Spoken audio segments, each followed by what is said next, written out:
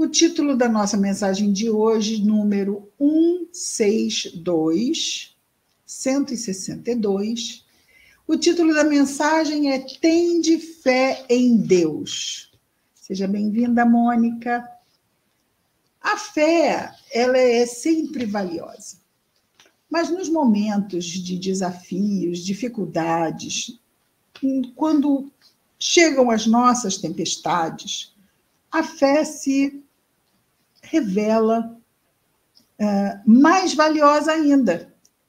Quando o nosso barco balança, quando achamos que podemos cair em alto mar e até nos afogarmos, a fé, ela chega com um apoio, uma sustentação, uma segurança imprescindível em certos momentos da nossa vida. A fé é sempre importante e necessária. Mas nesses momentos, ela chega a ser, podemos dizer, vital, não é? Então, tende fé em Deus.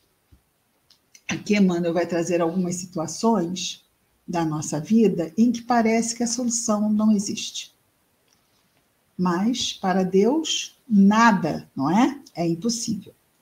E é isso que ele vai destacar aqui. Então, ele nos traz o versículo, já que todas as mensagens de Emmanuel nos livros da série Fonte Viva, não é? Aqueles livros de Emmanuel que chegaram até nós através da psicografia de Chico Xavier, elas abrem com um versículo. O de hoje está no Evangelho narrado por Marcos. Olha só que coincidência. Capítulo 11, ainda veremos bem mais à frente, versículo 12. E neles começa Marcos dizendo o seguinte: E Jesus respondendo, disse-lhes. Então, agora temos as palavras que Jesus nos disse: tende fé em Deus. Então, Jesus está respondendo a alguém: tende fé em Deus. Provavelmente não era alguém que estava numa boa fase, não é? Devia estar passando alguma dificuldade. E Jesus destacou: tende fé em Deus. Emmanuel comenta dizendo-nos o seguinte: muitas vezes as dificuldades na concretização de um projeto elevado se nos afiguram inamovíveis, ou seja, não vou conseguir. Começamos por reconhecer-lhes, quer dizer, essas dificuldades, o peso inquietante, e estimáveis companheiros acabam por destacar-nos a importância dela. Olha lá, essas dificuldades, como você está podendo desenvolver as suas capacidades de virtudes através da fé, não é? Que precisa aplicar diante disto. Como se dissessem assim para nós: olha, é isto, as dificuldades estão aí, vamos aprender com elas, que às vezes é o que podemos levar. Não podemos esperar que elas desapareçam. Vamos, então, ficar com o positivo. Sim, isso pode acontecer? Pode acontecer, e sempre as dificuldades têm esse potencial de nos oportunizar o desenvolvimento de capacidades nossas. Então, está aí uma valia importante dessas experiências. O que não quer dizer que isto pare por aí, que sejam impossíveis, mas podem nos parecer impossíveis dentro da visão humana. Tipo assim, não há mais nada que possamos, já tentei tudo, não há mais nada que possamos fazer. E quando isso acontece, é como se estivessem a dizer-nos, essas pessoas que nos dizem: olha, vamos aproveitar para crescer com isto, que é preciso renunciar ao bem que pretendemos fazer. Olha, não vai dar. É importante que você comece a pensar de renunciar a isto.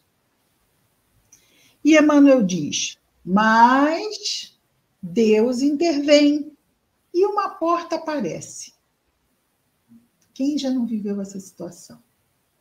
né? Não imaginávamos, de repente, de onde não imaginávamos, uma porta se abre. Há circunstâncias, vem ele com outra situação, nas quais o problema com que somos defrontados, numa questão construtiva, é julgado insolúvel. Esse problema não tem solução. Passamos a inquietar-nos, e não raro, especialistas no assunto comparecem junto de nós, apontando-nos a impraticabilidade da solução. As obscuridades crescem por sombras indevassáveis, mas Deus interfere e desponta uma luz. Hoje em dia, mais do que em qualquer outra época da humanidade, a própria tecnologia nos abre portas que, ante situações insolúveis, hoje em dia, há solução. Então, vamos pensar aqui, até no primeiro caso que ele trouxe, né, de um projeto voltado ao bem, que nós vemos como impraticável. Nós temos muitas mulheres que gostariam de engravidar e não conseguem mais pelos meios naturais. Então, hoje em dia, nós temos ovodoação, fertilização in vitro, recursos outros que surgem dando oportunidade de muitas mulheres e muitos casais, não é, terem esta intenção bem-sucedida. Porque, com certeza, a maternidade e a paternidade é um projeto no bem por si só. Como exemplo. Neste outro, vamos imaginar, este problema julgado insolúvel poderia ser o quê? Uma doença. Hoje nós temos o quê? Novos tratamentos, novas medicações que podem nos abrir possibilidade que não há cura ao tratamento de uma doença que antes poderia ser fatal.